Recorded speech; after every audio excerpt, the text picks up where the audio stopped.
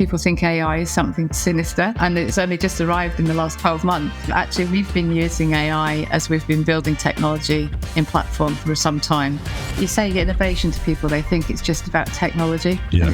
Technology is a tool that often ends up in almost every change we do, but it can give us great opportunities for innovation. You are one of the forefront players in the housing sector at this workforce planning management. But what's been the benefit? So the cynics about mobile working or working from home believe that you don't get the same productivity out of people. What we have found is we've been able to recruit fabulous talent from anywhere across the UK because we've been able to say, well, actually, you don't have to be in the office all the time. How do you see the future of housing? Yeah, I think... Elizabeth, welcome to the podcast. Lovely to see you, James. Nice to be here. I'm excited for this. It's been a long time in the diary, so yeah, I can't wait to get underneath it. But as we always like to start, do you mind just by starting by giving us an introduction to yourself, if you don't mind? Sure. So I'm Elizabeth Froude. I'm Group Chief Exec at Platform Housing Group. We've got 50,000 homes coast to coast through the Midlands. Me personally, I used to spend a lot of time describing myself as a new girl in housing because I hadn't been here forever.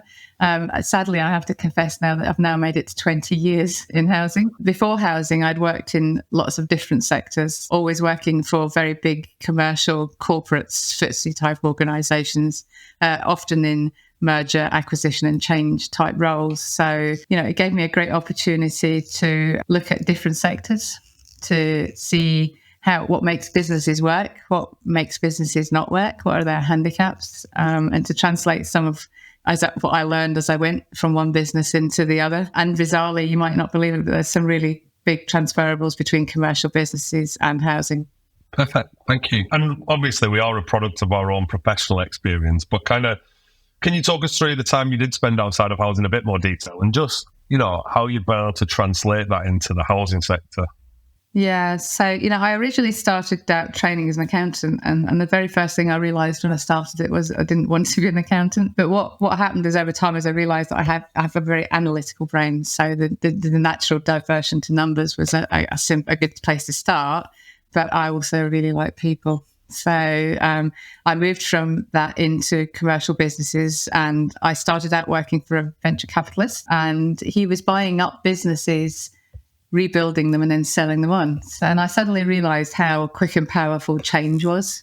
And so every job after that in different sectors was about change and improvement. I worked for what is now Diageo with chains of restaurants. I worked in film and television with Technicolor Film, Carlton Television, and I worked in retail. And many of those roles were either UK or even US parented organisations as well. So you get that whole different cultures across the world. At one time I had a team dotted all across Europe. And I suppose, the one big transferable is I learned a lot about myself, actually, about where I'm happiest working, where are my strengths and where they're best used.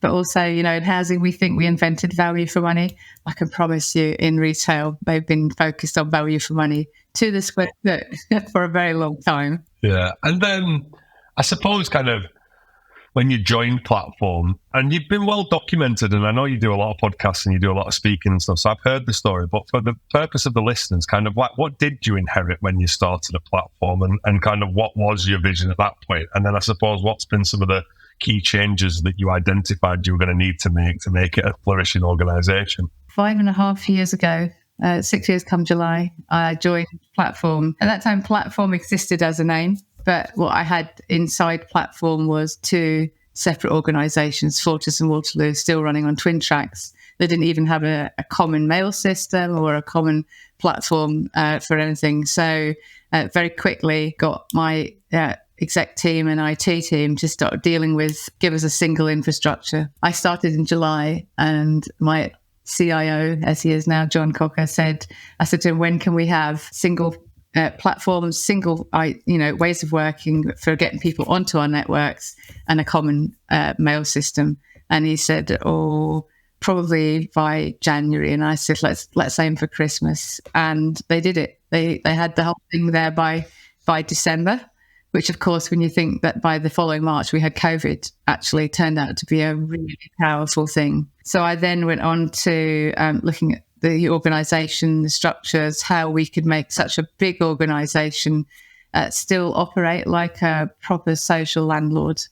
So my first kind of few objectives were a really clear set of values and behaviours as an organisation, because that's part of our culture, and us, a big number of our staff contributed to building those values and behaviours, to find an operating model that worked for the business but that was relevant for our customers. So we now have what we call our localities model, which was designed in conjunction with our customers and allows us to get the efficiencies of the corporate centre, but actually edit the service at the front end to fit with what the customers, different customer groups we've got, want and need. And then, of course, the other thing was to start recasting my exec team and their jurisdiction into a really good single corporate team, but one that could start moving the dial on their individual functions. I love that.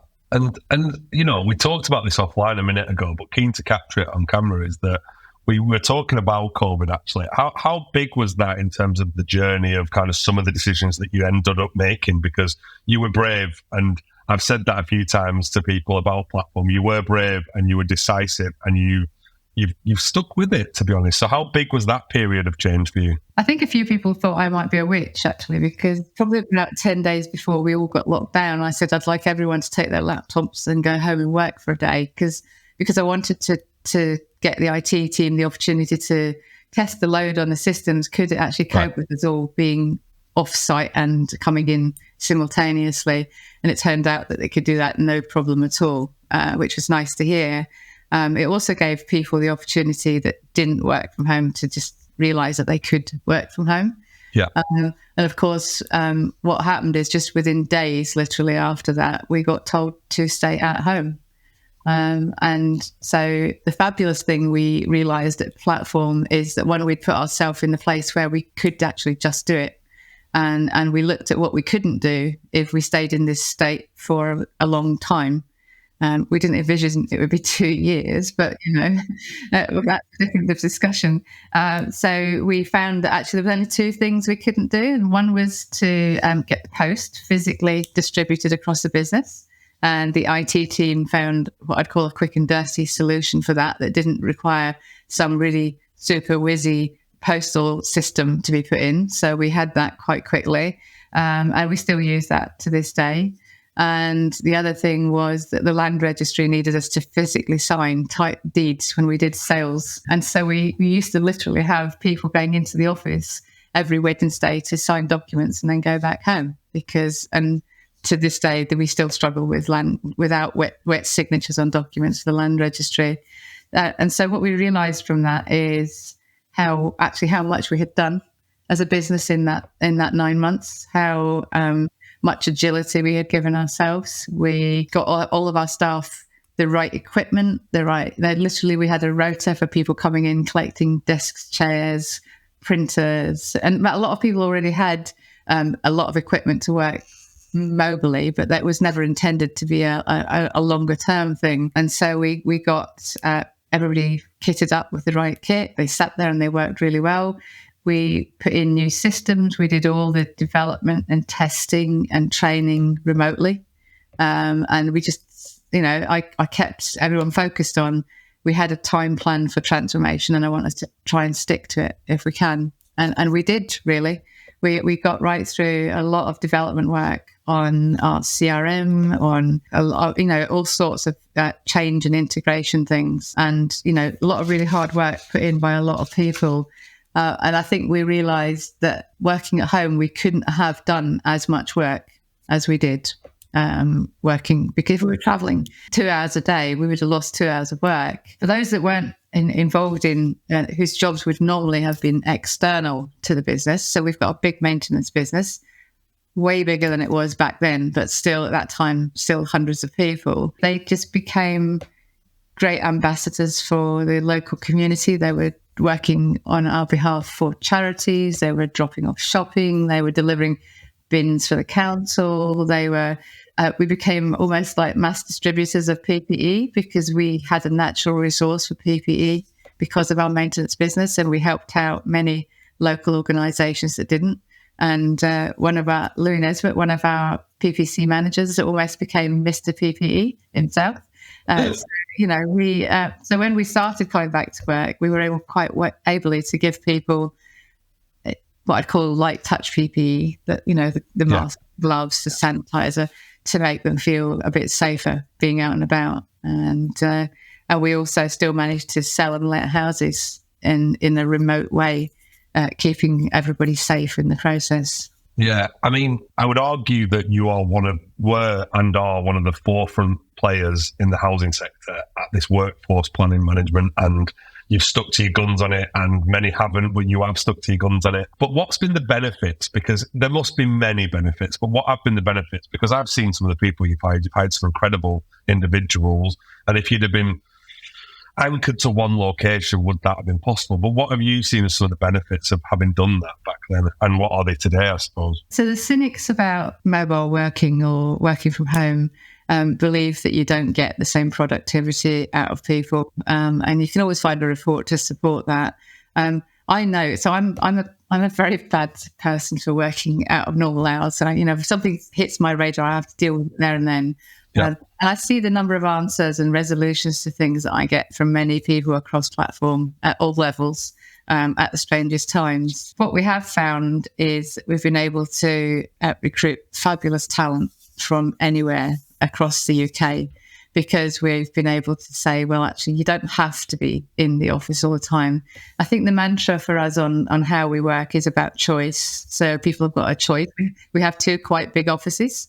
They can come into the office if they want, and many teams have self-elected to have sort of rolling rotas so that they're in the office 2 or 3 days just a week or a fortnight or a month, and they get together. If you're having a team meeting, try having a team meeting, because it's nice to see people, and we are a congregating animal instinctively.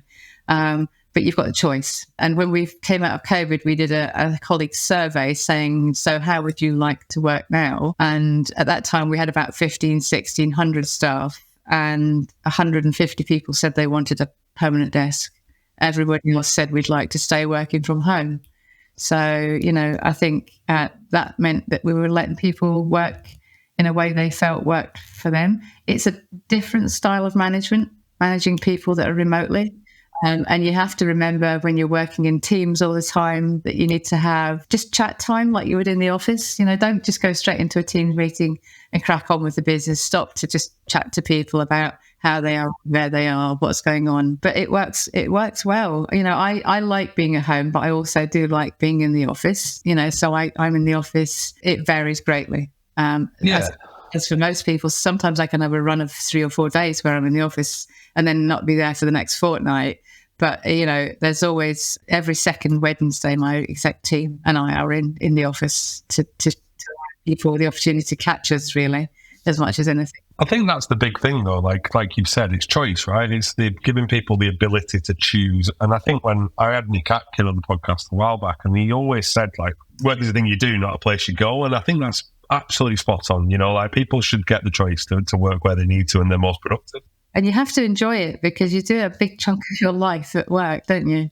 So, if we don't enjoy it, if it just feels like it's a drudge, being present isn't being present, if that makes sense, So you're physically there, you're not necessarily being productive, and that's what we want. And then I do think the sort of 24-hour ability to work at platform allows us to pivot quite quickly on disasters as well. An example being, we had a failure when we had an out-of-hours contact centre for evenings and weekends.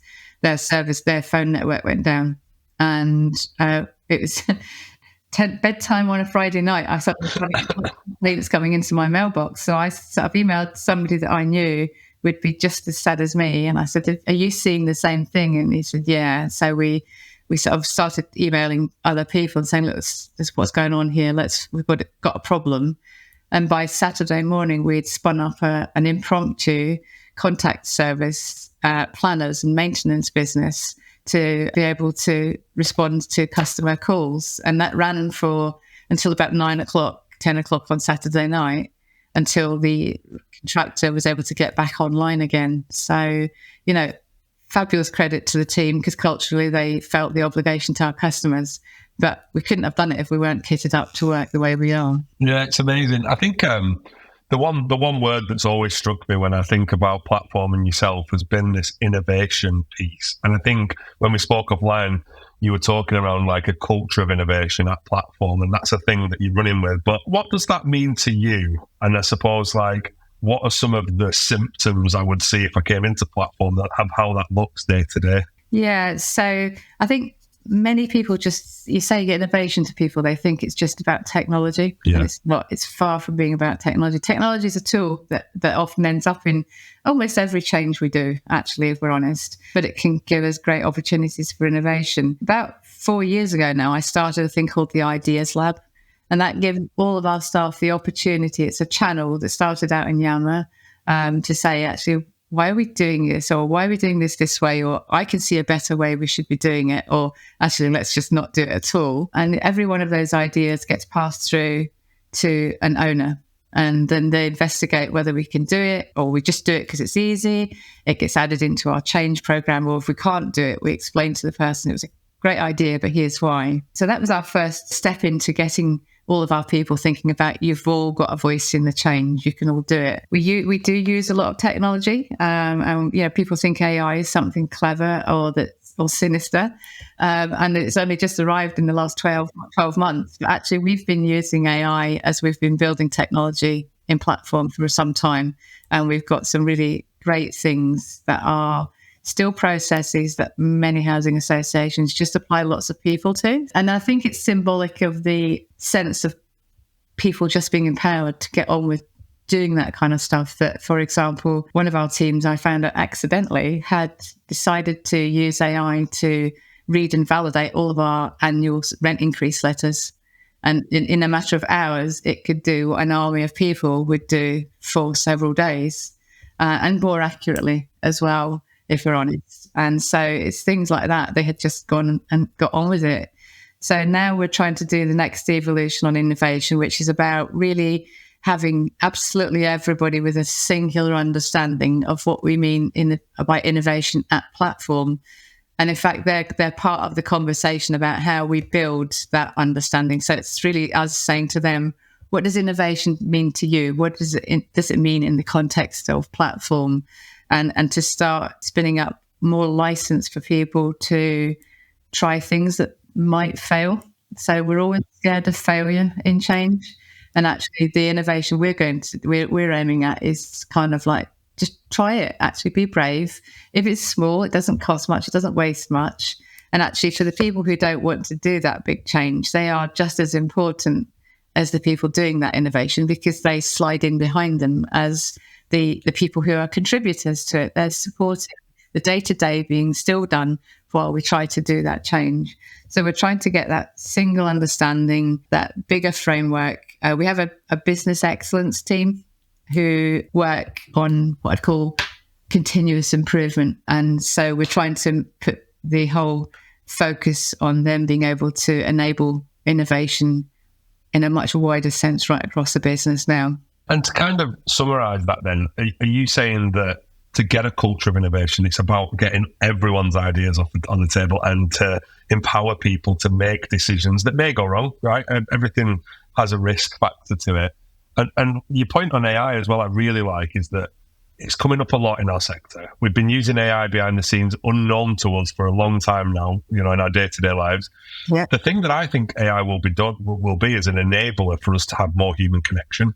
I talk about it a lot in our business, and it's about efficiency metrics to make sure we're spending the most valuable hours we've got on the most valuable tasks. And that's not reviewing 1,000 rent arrears letters. That's about actually getting on the front line and giving customers a better service, surely. Yeah, and the important word you used there is valuable. So what we did a few years ago now, we invented a piece of AI that monitors for silent customers. So it sits in the background, it looks through all our systems, it says who hasn't had a complaint, hasn't had a repair, hasn't had a rent query, hasn't had a phone call for X amount of time. And we wrote the system ourselves so we can tweak the parameters. And what it does is if it identifies a silent customer, it sends them a voice message that says, platform here. Press 1 if you'd like us to make contact, see if we can help you. Press 2 if you'd like us just to go away. And if we don't hear anything, it sends it again. If it doesn't hear something twice, it then workflows a job to a neighbourhood officer, a person, to go and knock the door. So what it means is that we're, if someone said, well, I'm fine, I don't want to hear from you, good, we know that they're fine and they've told us that. If they've said no, we do get quite a few people say, I'd really actually like a visit, thank you. Then we go and do it. Or if there's somebody who is silent, who may be in need of extra support, and we found some really sad cases where we've had really been able to add massive value by intervening in desperate circumstances. So, it means that we're applying the people to where they can really make a massive difference or a difference, rather than just trying to just deal with everything in the same way. I think the sector's moving towards this, right? And I do think we'll get better and better and better at it, but we've got to stop being fearful of AI and use it to the things that can help us and be more efficient. But also, like you've just said there, it can really, really benefit our customers to be able to interact with us in a different way. We do have to acknowledge that it has to have boundaries. And so my CIO has been at the forefront of trying to create an ethics network and policy position around AI, because it's not a toy, and it can misinform things. It can get things wrong. So, you have to use it in a structured and controlled way as well. I agree. Yeah, totally. And you mentioned about change doesn't always go to plan. How you deal with when things don't go to plan is very important. And I want to ask you about that. But firstly, has this culture ever gone wrong for you at Platform? And have you got any examples of where it's not quite gone right? And how you've dealt with it, I suppose. It's about being brave in stopping as well, isn't it? So, midstream through our transformation program, we had stepping stones in terms of putting in Microsoft Dynamics and all the bits that went with that. And we had built a lot of that. And the world moves on. So we started doing all that right through COVID, and what we wanted was described before COVID. And then we got halfway through, we came out the other side of COVID, we had a system and people were going, well, it doesn't quite do what I want it to do now. And it's not really good enough. And it's not going to enable us to be the organisation that we're now visioning, that we didn't vision 2 years ago. Yeah. So we got an organisation to come in and just look at it and say, actually, what are its flaws, what are its the holes in its armour, and how big are they? How difficult would it be to put them all right? What they quantified for us was something that we could have done on the side and kept moving forward, or we could just hit pause and do that brave thing of saying, actually, let's just step back. Let's make this bit really solid, because what comes next will then be built on really solid ground.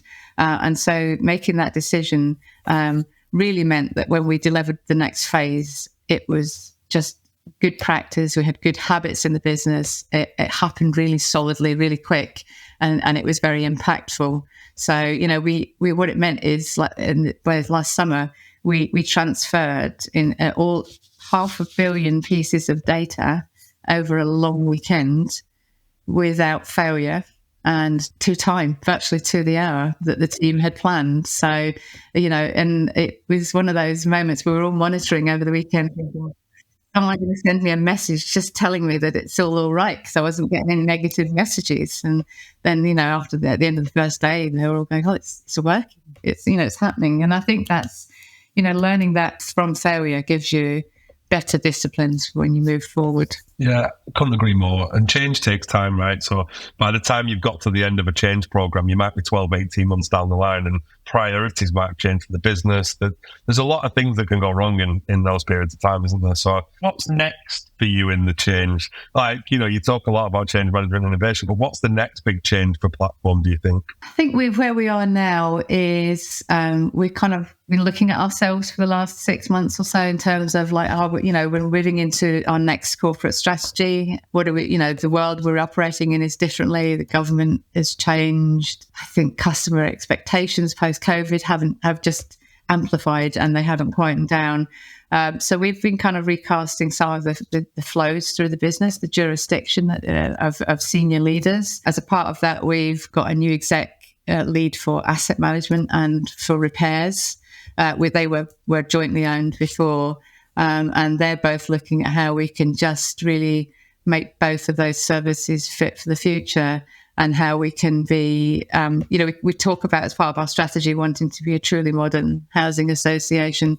And actually, we're trying to kind of, as we move into the second strategy, really come into the detail of what does that really look like and talk to our customers. What does that really look like for them? Well, I call it the Amazon generation, who everything is now.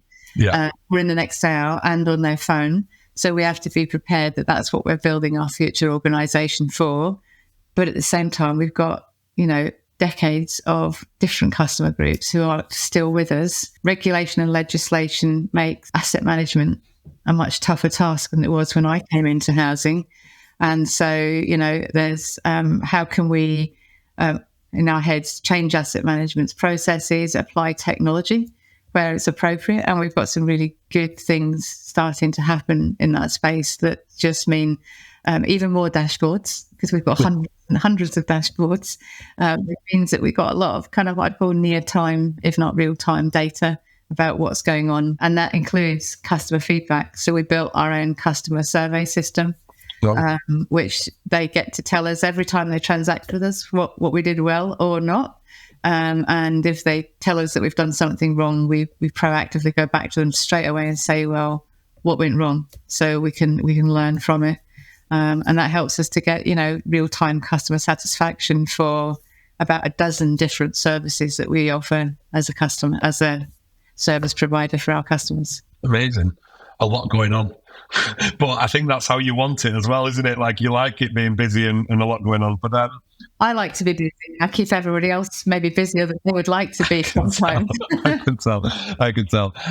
Look, I mean, a couple of last things. Firstly, first person I think I've spoken to where I can really see a synergy from your previous life coming into the housing sector, and I can see how important it was for you to have those commercial experiences, which bodes well for our sector, because I think we need to start looking out sector for skills, because that's going to be important for us to get the level of innovation the sector needs. But what's changed in your leadership style since you've joined Platform? Like, what are some of the things that you've had to adapt and change in your leadership style? Yeah, I've had to learn to pause and stop and listen sometimes, and just actually consciously make the time to be with people as well. Different teams. I've got a big geography and big teams, and the best thing I can do is have the time to spend time with them.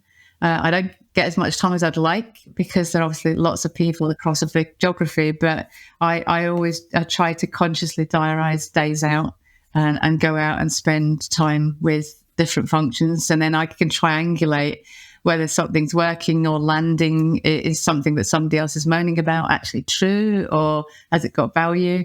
It means that I can hold my exec team to task if one team's letting the other team down. And so, I think I'd say I'm maybe more of a people person than I've been before. And I've tried to just keep reminding myself that Platform success is built on the strengths of 1,900 other people beside me, and that they've got to want to be at Platform, and they've got to believe that they can help to shape Platform as well. So, we spend a lot of time asking our staff to give us their thoughts, opinions, and feedback, which they give us quite openly at times.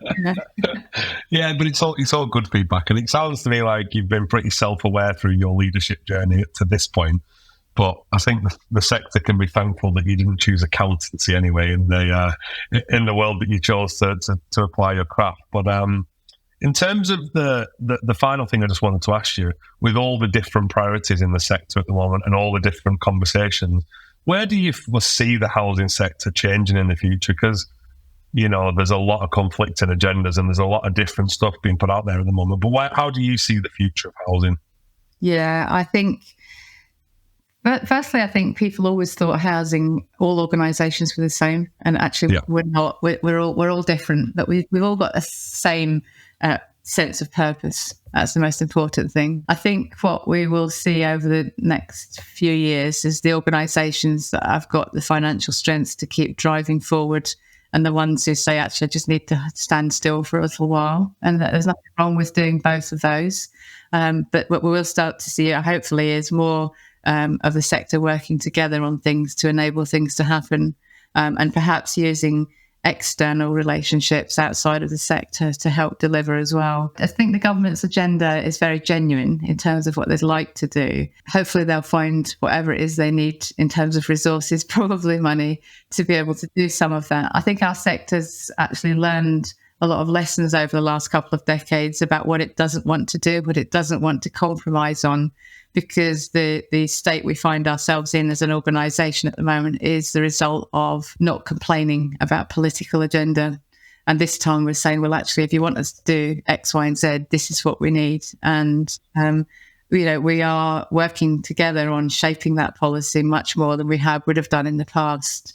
I think the sector will probably come out, if I look forward 5 years, it will come out stronger because it's had to consolidate itself a little bit. Everyone's much more aligned, I think, to the purpose of social housing than we've ever been before. And I think you'll probably find we've still got most of the house construction being done by the bigger, more financially strong landlords in the sector.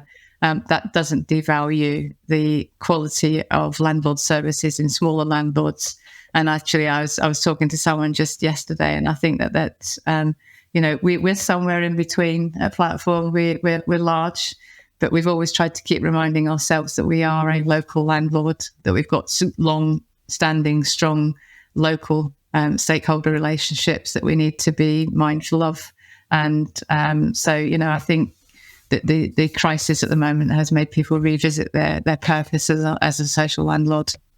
Yeah, it's a really nice way to wrap up. I think I get very excited when I speak to people like yourself that are at the forefront of what modern housing may look like in the future. I think we've got to be brave and we've got to keep pushing for innovation in our sector. And I think, we've got to have a voice, especially at government level, to start to get some of these changes that we've been looking for the last 10, 15 years. And one thing that you've kept pretty stern on is you've kept building, you've kept developing, you've not stopped. And actually, you've kept the modern workplace as well with the work from home stuff and the ability for people to choose a hybrid model or work from home. And I think, platform are, setting some new waves in the sector. And I think it's been nice to see over the last 5 or 6 years. And you should be very proud of the journey the business has been on. But it sounds to me that you've got plenty more to go in terms of what you want to achieve. But we have a tagline that we quite often put on social media comms, which is talks about being proud to be platform. And I think that's what I'd still want everyone to be, is proud to be representatives of their organisations and what they're delivering. And I'd apply that to the whole sector. Agreed. If we're forward, that we should be proud of what we're doing, so that people actually start to understand the value that we really add to society. No, I agree. Thank you very much for your time, Elizabeth. I appreciate it. Lovely to chat. Thanks, James. Thank you for listening to another episode of The Hip. If you'd like to hear more from us, please be sure to follow us on your favourite podcast platform. We are also running a 30-minute clinic free of charge to any clients that want to recruit in a more inclusive way. For more information, please reach out to us on our website, andersonjames.com.